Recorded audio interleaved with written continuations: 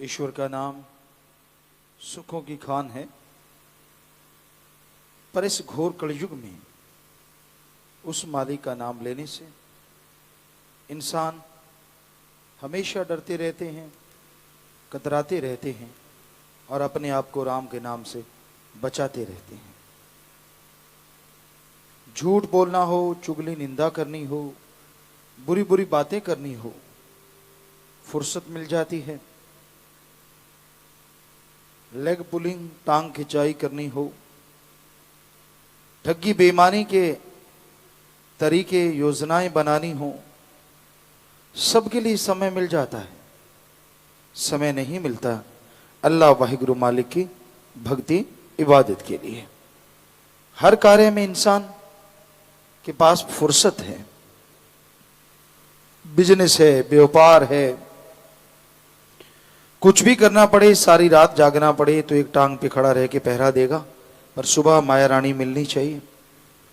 हर कार्य के लिए इंसान भागता दौड़ता है, पर अल्लाह वाहिगुरु राम के लिए फुर्सत नहीं है, समय नहीं है, उसका नाम नहीं लेना चाहता। और जैसे जैसे इंसान मालिक के नाम से दूर होता है, वैसे वैसे उसके अंदर की तमाम खुशियां चली जाती हैं। मालिक का नाम एक ऐसी रसायन है जो हर तरह की बीमारी, टेंशन, दुख दर्द को दूर कर सकती है। अल्लाह वाहिगुरु ओम हरि गौड़ खुदा रब, अरबों नाम है उस ताकत के। पानी को जल बोलो, नीर वाटर वाशर आब नीलू नीरू, कितने भी नाम बोल दो, पानी का नाम बदलने से पानी का स्वाद या पानी का रंग नहीं बदला करता।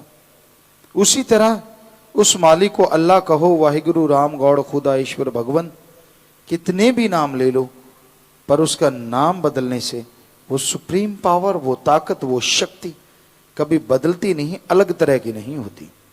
तो मालिक का नाम, प्रभु की भक्ति इबादत का वो तरीका आप कर सकते हैं बिना किसी दाम के, बिना धर्म जात मजहब छोड़े, बिना कपड़े चेंज किए, जैसा भी पहनावा पहनते हैं, जिस तरह का भी आप धर्म को मानते हैं या अपना बिजनेस व्यापार करते हैं, बस ठगी न मारो, बेईमानी न करो, भ्रष्टाचार, झूठ न बोलो, कभी किसी का दिल ना दुखाओ। दिल दुखाने का मतलब ऐसा कर्म ना करो जिससे दूसरे को तकलीफ हो। बुरे कर्म, बुरी सोच, इंसान जब बुरी सोच आती है, अगर सुबह शाम अल्लाह वाहिगुरु मालिक का नाम लेता रहे तो उस सोच का जो फल है वो खत्म हो जाता है। कोई भी दिमाग विचार शून्य तो हो ही नहीं सकता। विचार तो चलते रहते हैं, कभी कोई आया, कभी कोई आया, कभी कोई आया, कभी कोई आया, लेकिन उन विचारों को फॉलो ना करो, बुरे विचारों के पीछे चलो ना, बुरे विचारों के अनुसार काम करो ना, तो भी आप बुराइयों से बच जाएंगे और मालिक की कृपा दृष्टि के काबिल बन जाएंगे। आप सुमरन करते हैं, मंजूर कबूल होता है, पर आपको कई बार एहसास नहीं होता। आप कहते हैं मेरा सुमरन चलता नहीं। चलने से आपका तात्पर्य है ध्यान नहीं जमता, अंदर कोई चमत्कार, वो नजारा नजर नहीं आता। कई बार होता है इंसान सुमरन करता है और उसके ऊपर पहाड़ जैसा कोई कर्म गिरने वाला होता है। सुमरन करने से, भक्ति इबादत करने से वो पहाड़ जैसा कर्म कंकर में बदल जाता है। तो ये नहीं कि सुमर ने काम नहीं किया, सुमर ने तो काम किया, पर आपको महसूस नहीं होने दिया। कोई भी काम आप करते हैं उसका फल मिलता है, कम ज्यादा थोड़ा बहुत कुछ ना कुछ तो मिलता है। दुकानदारी कर ली, ज्यादा तजर्बा नहीं तो थोड़ा लाभ है, ज्यादा तजर्बा कुछ ज्यादा लाभ है, लेकिन कुछ ना कुछ तो फायदा है। तो हम आपको 100% गारंटी देते हैं कि अगर दुनियावी काम धंधे का जरा सा भी फायदा होता है, चाहे वो कोई भी काम हो, तो राम नाम का 100% फायदा होता है, आपने जो जाप कर लिया। गारंटेड है, 101% आपको गारंटी देते हैं। अल्लाह वाहिगुरु मालिक का नाम फायदा करेगा ही करेगा। सपने में आपके कर्म कट जाएंगे, जीते जी गम दुख दर्द चिंताओं से आप आजाद हो जाएंगे। क्या मालूम राम के नाम से, ओम हरि मालिक की भक्ति इबादत से आपके कौन से पाप कट जाएं। इसलिए मालिक का नाम अगर आप जपना चाहते हैं, उसकी भक्ति इबादत करना चाहते हैं, तो आपको कोई जोर नहीं लगेगा। परिवार नहीं छोड़ना, काम धंधा नहीं छोड़ना, जंगल पहाड़ उजाड़ों में नहीं जाना, वेशभूषा बदलना नहीं, बस अपने विचारों को बदलना है। अपने आप नहीं, सुमरन के द्वारा, राम नाम के द्वारा, अल्लाह वाहिगुरु मालिक की भक्ति इबादत के द्वारा विचार बदलते जाएंगे और आप मालिक के नजदीक होते जाएंगे। मालिक कभी किसी से कोई पैसा नहीं लेता। ये तो इंसान लेते हैं, इंसान देते हैं, ये तो इंसान का बिजनेस है, भगवान का नहीं। उसको किसी के कोई पैसे से कोई लेना देना नहीं है। तो इसलिए अगर आप मालिक की कृपा पात्र बनना चाहते हैं, उसकी खुशियां हासिल करना चाहते हैं, तो आप मालिक के नाम का सुमरन करें, उसकी भक्ति इबादत करें। वो सुमरन आपको देखी अनदेखी खुशियों से मिलाएगा, सोची ना सोची खुशियों से मिला देगा, आपकी कल्पना या कल्पना से बाहर को आपके पास ला देगा। आप कल्पना भी नहीं कर सकते वो परमानंद की प्राप्ति होगी। ये प्रैक्टिकली मेथड ऑफ मेडिटेशन। लगातार जो जाप करते हैं, लगातार जो भक्ति करते हैं, भक्ति के समय फल की आशा ना करो। फिर भी मालिक ने फल देना है, मालिक से मालिक को मांग के भक्ति करो। इससे सर्वश्रेष्ठ तरीका और कोई नहीं हो सकता। और उसकी निशानियां आनी शुरू हो जाएंगी आपको सपने में, जागते कभी ना कभी मालिक का एहसास होता रहेगा। मन मतों का संग ना करो, मन के पीछे ना चलो। कोई मालूम नहीं, आपकी आंख लगी मालिक के दर्शन दे जाएं, क्या पता। क्योंकि हो सकता आपकी बॉडी उस काबिल ना बनी हो, या मालिक को यह भी ना मंजूर हो कि आप उस तरीके के बन जाएं, क्योंकि आपसे दुनियावी भी ऐसी बातें पड़ी हों जो आपसे लेनी हो। क्योंकि अगर लगन एक बार सुमरन में लग जाए और मालिक के नूरी स्वरूप के दर्शन हो जाएं, काम तो आदमी करता है, ये नहीं कि वो निठल्ला हो जाता है, बेकार हो जाता है, पर उसका फिर मन दुनियावी चीजों में वो मजा नहीं ले पाता जो मालिक का नजारा आता है। वो सारा कुछ त्याग बैठता है, कोई चीज की तरफ ध्यान नहीं जाता, सिर्फ क्योंकि नजारा ही ऐसा है। आम आत्मा सुमरन करके वहां पहुंचती है तो आने का नाम नहीं लेती। वो तो मालिक है जो वापस भेज देता है। 10वां द्वार खुला, चढ़ाई हुई रूहानी, मालिक के नूरी स्वरूप के दर्शन हुए, आत्मा का दिल ही नहीं करता इस गंदगी में वापस आने का। लेकिन शरीर में जितना समय लिखा है वो तो भोगना है, इसीलिए मालिक वापस कर देता है। आप आधा घंटा घंटा का सोचा, नहीं सोचा तो भी कुछ टाइम के बाद मालिक ने वापस शरीर में आपको भेजना ही भेजना है। वैसे भी आप शरीर में होते हैं, पर पूरी बॉडी में आत्मा फिर से चली जाती है। तो भाई सच्चाई है, हकीकत है, इतना है नजारा वहां का, इतना आनंद है वहां का, इतनी लज्जत है, इतनी खुशियां हैं। ये कोई आपको लुभावने नजारे नहीं बता रहे, आपको ललचाने के लिए नहीं कह रहे। ये 100% सच है, 100% सच है कि वहां जो नजारा है वो ना किसी नशे में है, ना जीवा के स्वाद में है, ना इंद्रियों के भोग विलास में है। यानी दुनिया की किसी भी इच्छा में, किसी भी इच्छा पूर्ति में वो नजारा नहीं है जो मालिक के नूरी स्वरूप की एक झलक में अरबों गुना बढ़ के मिलता है। ऐसा है भगवान, तो उसको पाना है, जरूर सुमरन करते रहिए, वो दर्शन देंगे। किस रूप में देते हैं ये उनकी मर्जी है, लेकिन संत पीर फकीर गुरु के रूप में भी दर्शन दे सकते हैं, वो अपने नूरी स्वरूप में दर्शन दे सकते हैं, वो लाइट प्रकाश के स्तंभ के रूप में दर्शन दे सकते हैं। वो मर्जी के मालिक है। इंसान कहता नहीं मेरी मर्जी, नहीं तेरी मर्जी नहीं। हाँ, अगर आप अपने गुरु पीर फकीर पे पूर्णतः यकीन दृढ़ विश्वास करते हैं, हो सकता है मालिक उस स्वरूप में आके नूरी दर्शन दे जाएं या वैसे दर्शन दे जाएं। ये तो आपके यकीन की है बात कि आप किस पे यकीन करते हैं। तो भाई ये राम नाम की महिमा है, इसे अकल इल्म वाले नहीं पढ़ सकते, क्योंकि जो पढ़ के कड़ जाते हैं, सारा दिन दूध कड़ता रहता है, कड़ता रहता है, उस पे मलाई आ जाती है और उसे उतार लो तो घी भी नहीं आता, जरा सा आता है नाम मात्र। तो उस तरह कईयों का पढ़ पढ़ के कट जाते हैं। उनको मालूम होता है इतना फिर वही का वही, इतना फिर वही का वही, इतना फिर वही का वही, कोई फर्क नहीं पड़ता, गलती करते रहो, बुरे कर्म करते रहो, क्या है, कुछ नहीं होता। ऐसी फजूल बातें। ये है मन, शरेआम मन। और आत्मा कहती ना भाई ना, बुरे कर्म ना कर, लेने के देने पड़ेंगे, समय आएगा। तो आत्मा की आवाज को जिसने सुन लिया वो भगवान की खुशियों का हकदार बनता है। और वो खुद ही नहीं, परिवार कुलों का भी उद्धार होता है और दोनों जहां की खुशियों से माला माल हो जाता है।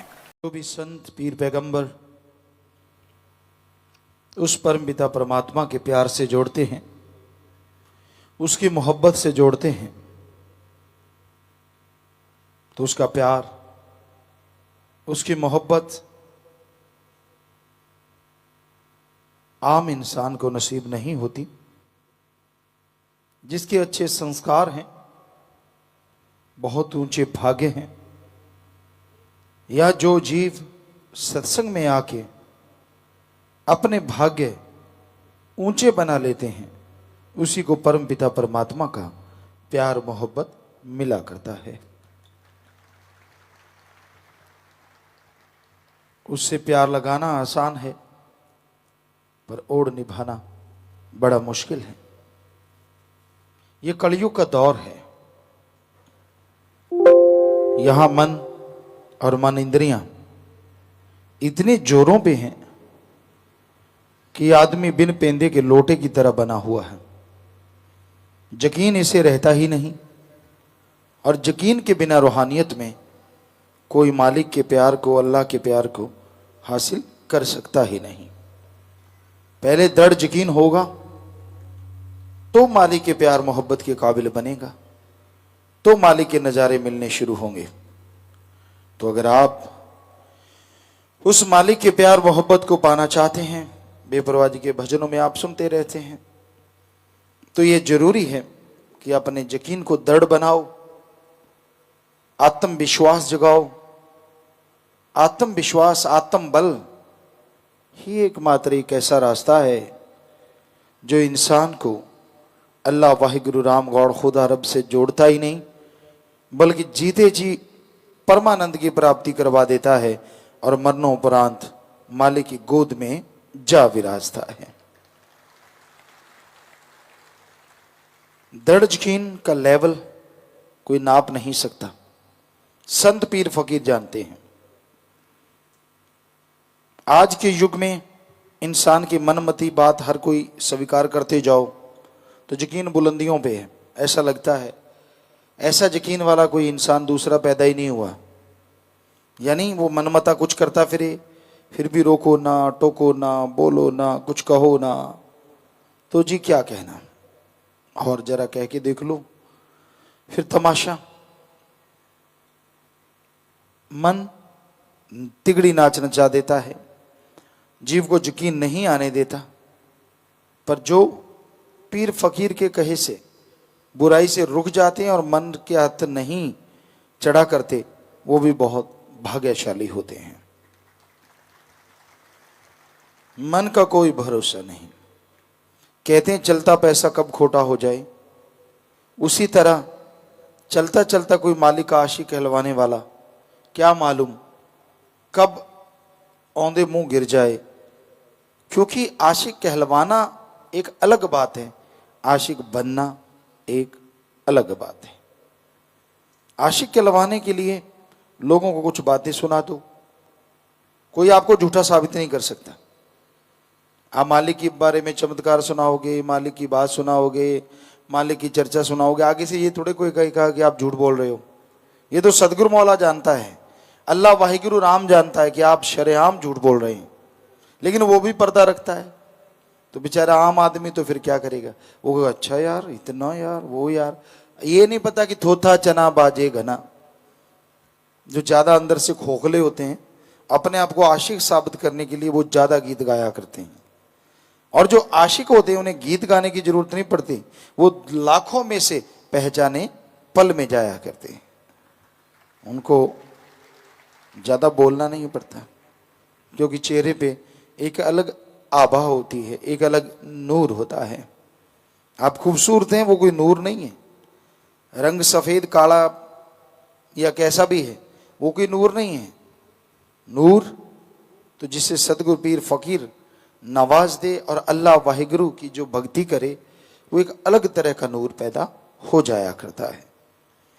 वो काले रंग में भी, सांवले रंग में भी एक ऐसी अट्रैक्शन पैदा कर लेता है कि आदमी एक बार देखता है तो फिर देखता ही चला जाता है। तो वो नूर सतगुरु मौला के प्यार से ही मिलता है, उसकी मोहब्बत से मिलता है। बेपरवाह जी ने भजनों में लिखा है, ए सौदा तेरी बख्शिश दा ले सकदा जोर तिंगाने नहीं, कि ये तो तेरी बख्शिश होती है मौला, और आदमी उस बख्शिश को संभाल ले तो हे राम, हे अल्लाह, हे वाहिगुरु, हे गॉड, वो तेरी रहमत को पाके दोनों जहां की खुशियां मृत्यु लोक में हासिल कर सकता है। जोर जबरदस्ती कोई तेरे प्यार मोहब्बत को हासिल नहीं कर सकता। कोई दीनता रखे, कोई नम्रता रखे, मालिक से मालिक को मांगता रहे, यकीनन उसे मालिक के नजारे मिला करते हैं, वो मालिक की दया दृष्टि के काबिल बन जाया करता है। इसलिए अपने मन के लगाम कस के रखो। वो सब जानता है पर बोलता नहीं। आप क्या क्या गुल खिलाते रहते हैं, इसका मतलब ये नहीं है कि वो आपको एहसास नहीं करवाता तो आप जो मर्जी करते फिरो, फिर भरना पड़ेगा आपको, परिवार को, कुलों को, फिर पछताओगे ये कैसे हो गया। मन कहता जरा सी तो बात थी, जरा सा तो आप ऐसे किया था, जरा सी तो ये चीज थी। वो जरा सी ही बात रूहानियत से सैकड़ों किलोमीटर दूर ले जाती है, और जरा सी भी मान लो तो लाखों किलोमीटर नजदीक भी ले आती है। कख ओले लख है पिया, बंदे तेरे नजर ना आया।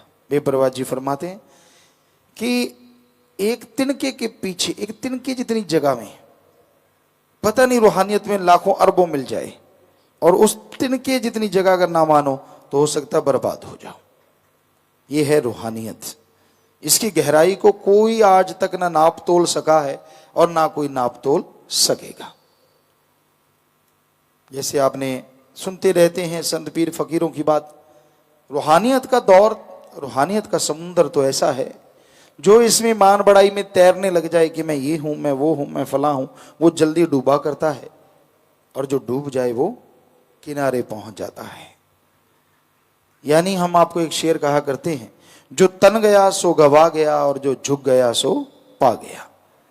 सीधा सादे अल्फाज हर किसी के समझ में आता है कि जो अहंकार करता है, जो खुदी के चक्कर में मैं कुछ हूं, मैं ये हूं, मैं वो हूं, मैं फला हूं, इस चक्कर में पड़ गया, सारी जिंदगी गंदगी का कीड़ा बन के जीवन भोगता रहेगा, मालिक की खुशियों से महरूम हो जाएगा। और जो पीर फकीर की बात सुन के अल्लाह वाहिगुरु राम के रास्ते पे नम्रता दीनता से चलेगा, वो दुनिया की निगाह में बेचारा या गरीब होगा, लेकिन मालिक की निगाह में वो सबसे ज्यादा अमीर हो जाता है और खुशियों से माला माल हो जाता है। तो इसलिए भाई दीनता नम्रता का पल्ला पकड़े रखो, गलत काम ना करो। पीर फकीर रोकता नहीं, इसका मतलब ये नहीं है कि उसके मालूम नहीं, या अल्लाह वाहिगुरु राम जानता कुछ नहीं, वो इतना भोला भाला नहीं है। आपको सुनाया करते हैं, एड्डा भोला खसम नहीं जो मकर चलित्र ना जाने, ये घर विच उही हो बस सकती जिहड़ी सब चितराइयां भुल जावे। अल्लाह वाहिगुरु राम को पल पल की खबर है, जर्रे जर्रे का मालूम है।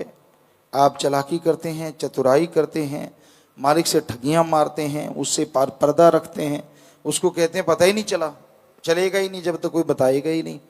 तो जितने आप ये लक्षण करेंगे, जितने ये आप तरह तरह के चूज करते हैं मन के हाथों मजबूर होके, उतना ही मालिक से दूर होते चले जाते हैं। तो इसलिए दीनता नम्रता धारण करो, कर्म करो, अच्छे आत्मविश्वास को पैदा करो और आगे बढ़ते जाओ। दृढ़ यकीन रखो, जो भी जरा सी डगमगाए यकीन की बात करता है उसकी सोहबत ना करो, जितना दूर रहोगे फायदा रहेगा। और जो डगमगाए हुओं का चमचा बनता है वो गिरा ही, आज गिरा नहीं कल, कल गिरा नहीं परसों। तो इसलिए रूहानियत में संग सोहबत उनकी करनी चाहिए जो मालिक की चर्चा करते हैं, जो मालिक से बेइंतहा प्यार करते हैं।